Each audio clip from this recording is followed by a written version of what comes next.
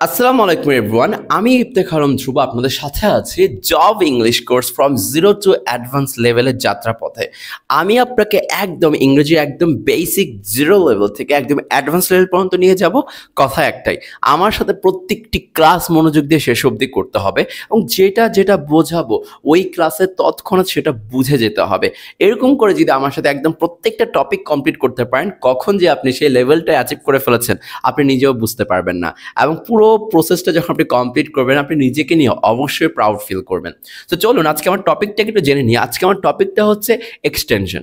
এই এক্সটেনশন জিনিসটা কোত্থেকে আসছে সেটা জানার প্রয়োজন। সো এইটা মূলত এসেছে আমার বেসিক সেন্টেন্স প্যাটার্নটা থেকে। বেসিক সেন্টেন্স প্যাটার্নটা আমরা জানি, সেটা একবার বলি। সাবজেক্ট, সাবজেক্টের পর নর্মালি আমার থাকে ভার্ব, তারপর আমার কিন্তু একটা অবজেক্ট আসে, সেখানে কমপ্লিমেন্টও আসতে পারে, সেখানে আমার কিও আসতে পারে, এক্সটেনশনও আসতে পারে। সো এই তিনটার মধ্যে এই এক্সটেনশন নিয়ে মূলত এখন আমি আপনাদের সাথে আলোচনা করতেছি। এক্সটেনশন, সো আমার আলোচনার টপিকটাই হচ্ছে এই এক্সটেনশন। তার মানে এই এক্সটেনশন হচ্ছে সেন্টেন্সে ভার্বের যে পরের অংশ সেইটা। নর্মালি আমরা অবজেক্টের ক্ষেত্রে জানি যে কাকে কি এটা দিয়ে যদি ভার্বকে প্রশ্ন করি যে উত্তরটা পাওয়া যায় সেটা কিন্তু আমার অবজেক্ট। যদি কমপ্লিমেন্টের কথা বলি তাহলে নর্মালি সাবজেক্টকেও ইঙ্গিত করতে হয় বা অবজেক্টকে ইঙ্গিত করতে হয়, সাবজেক্টিভ কমপ্লিমেন্ট আর অবজেক্টিভ কমপ্লিমেন্ট। বাট এইবার আসছে এক্সটেনশন।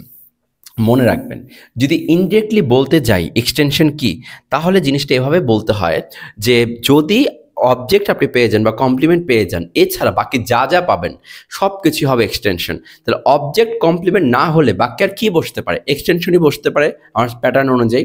সো এই এক্সটেনশনটা হচ্ছে অবজেক্ট আর কমপ্লিমেন্ট ছাড়া বাকি জিনিসগুলো। সো কোনো সেন্টেন্সে সাবজেক্ট, ভার্ব, অবজেক্ট, কমপ্লিমেন্ট এগুলো ছাড়া আপনি যে অতিরিক্ত অংশটা পাবেন বা যেটাই পাবেন সেটাকে আপনি কি বলতে পারবেন? এক্সটেনশন বলতে পারবেন। বুঝতে পেরেছি। সো চলেন একটু দেখে নিই একটা এক্সাম্পল। আবার একটু দেখেন, নর্মালি আমি যদি একটা বাক্য এভাবে লিখি যে I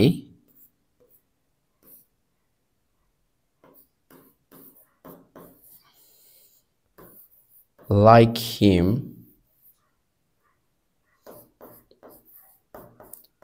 for money, I like him for money, এই বাক্যটা লিখলাম, I like him for money.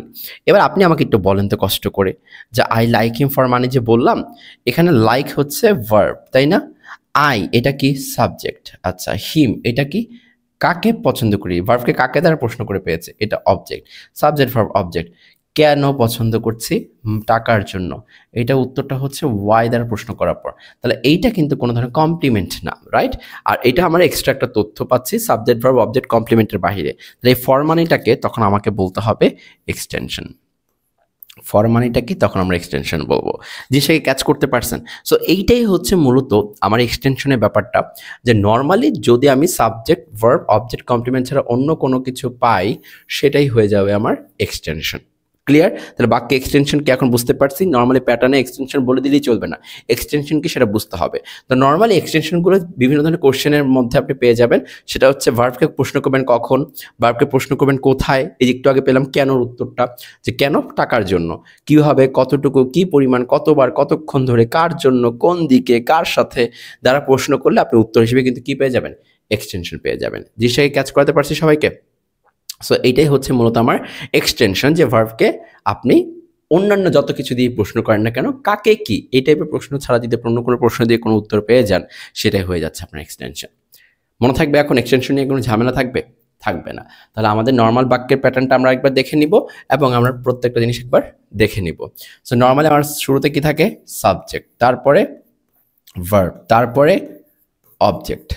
এখানে আবার কি থাকতে পারে? কমপ্লিমেন্ট। এখানে এক্সটেনশন থাকতে পারে। আচ্ছা, এক্সটেনশনটা কি? নর্মালি আমি উপরের যে সাবজেক্ট থেকে শুরু করে আমি যদি এখন এই সাবজেক্ট থেকে শুরু করে এই অবজেক্ট কমপ্লিমেন্ট পর্যন্ত যা পাবো, এটা বাহিরে যা যা আসবে সব কিছুই এক্সটেনশন। এই নলেজটা যদি রাখতে পারেন আজকের ক্লাস আপনার কমপ্লিট।